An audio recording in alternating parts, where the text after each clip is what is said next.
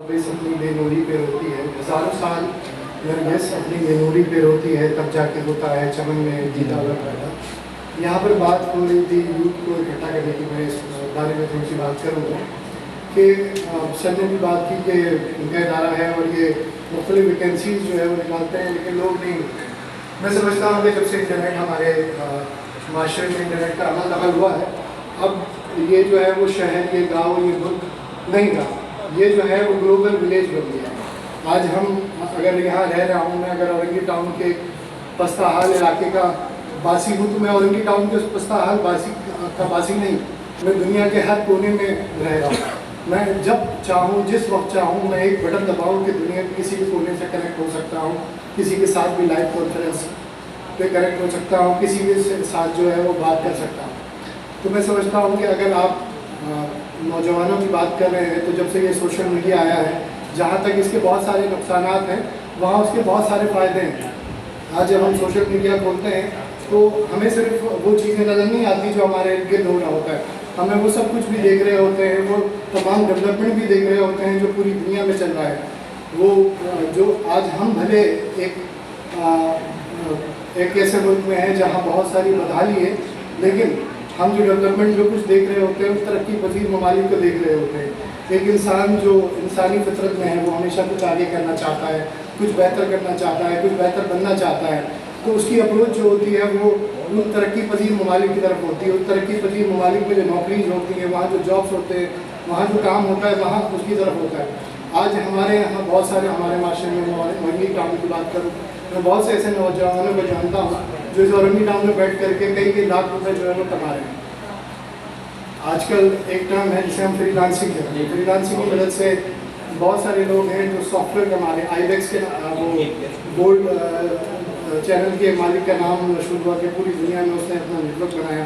اور دنیا میں جو CNN BBC جیسا چینل ہے اس کے برابر کے ٹکر کا جو سسٹم ڈیولپ کیا۔ وہ کراچی کا ایک نوجوان تھا،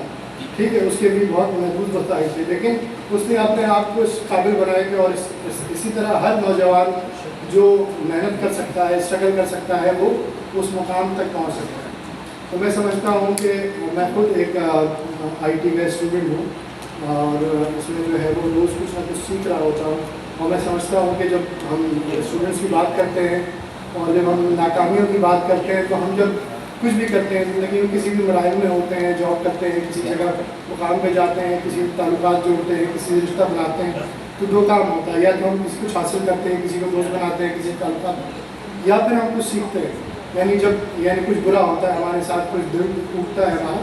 تو اس میں ہم جو ہے نا کچھ نہ کچھ ہم ڈیولپمنٹ حاصل کر رہے ہیں۔ اچھا، پھر یہاں پر بات ہو رہی تھی، یہاں پر یہ HR میں، تو HR کا مطلب فوراً ذہن میں آتا ہے کہ ہیومن ریسورس مطلب ہیومن ریسورس کنسلٹنسی، ایسا ادارہ جو آپ کو جاب فراہم کرے، آپ کو زندگی میں آگے بڑھنے میں مدد فراہم کرے۔ میں ابھی کچھ دن پہلے پاکستان پنجاب میں لاہور میں ایک IT فرم ہے، اس کی ویڈیو دیکھ رہا تھا، اس کا جو انوائرمنٹ ہے وہ گوگل جیسی کمپنی ہے جو وہاں پر بنائی گئی، تو وہاں پر HR کو جو ہے وہ ہیومن ریسورس کی بجائے ہیومن ایسٹ جو ہے وہ رکھا گیا۔ تو میں سمجھتا ہوں کہ اگر جب بات نوجوانوں کی جائے، اور بار بار یہاں پر ذکر ہو رہا ہے کہ نوجوانوں کو شامل کرنا ہے، تو میں سمجھتا ہوں کہ اگر نوجوانوں کو شامل کرنا ہے تو میں ایک مثال دوں گا کہ میرے گھر میں میری وائف جو ہے وہ اپنے وقت کو پاس کرنے کے لیے ایک چھوٹے بچی کو پڑھاتی ہے، اور وہ بچی جو ہے وہ اوپر آنے کے لیے، میری وائف کے پاس آنے کے لیے، پڑھنے کے لیے نہیں آنا چاہتی، وہ روتی ہے۔ لیکن سم ٹائم کیا ہوتا ہے کہ ہمارے گھر میں کچھ چیزیں، ٹافیز ہوتی ہیں، چاکلیٹس ہوتے ہیں، اور جب ہم اس کو دیتے ہیں تو اس کا بڑا دل لگ جاتا ہے، ہنسنے لگ جاتی ہے، خوش ہو جاتی ہے، اور پھر جب اس کو آسرا ہوتا ہے کہ ٹافی مسلسل ملے گی تو روز وہ خوشی سے آتی ہے، اور آنے کے بعد وہ کہتی ہے مجھے ٹافی چاہیے، مجھے ٹافی چاہیے۔ ہم نوجوانوں کو لانے کی بات کر رہے ہیں، نوجوانوں کو شامل کرنے کی بات کر رہے ہیں، ہم ان کو دینا کیا چاہ رہے ہیں، ہم کو کیا دیں گے؟ کیا ہمارے پاس کوئی ایسا لائے عمل ہے کہ ہم ان کو یہ دینے جا رہے ہیں؟ ہمارے پاس کوئی ایسا روڈ میپ ہے کہ ہم ان کو یہ دیں گے؟ جب تک ہم یہ طے نہ کریں کہ ہم نوجوانوں کو کیا دے سکتے ہیں، میں سمجھتا ہوں کہ فضول ہے کہ ہم نوجوانوں کو بلائیں، ان کو شامل کریں، کیونکہ ہمیں سب سے پہلے یہ طے کرنا ہے کہ ہم اگر یہاں پر اکٹھا ہوئے ہیں،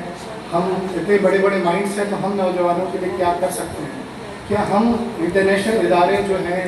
جو امریکہ میں کام کر رہے ہیں، क्या हम उनके बराबर लेवल की कोई चीज़ उनको दे सकते हैं या कोई ऐसा रोड मैप बना सकते हैं कि उनके लेवल तक हम उनको लेके जा सकें। और अगर हम नहीं कर सकते तो हमें चाहिए कि हम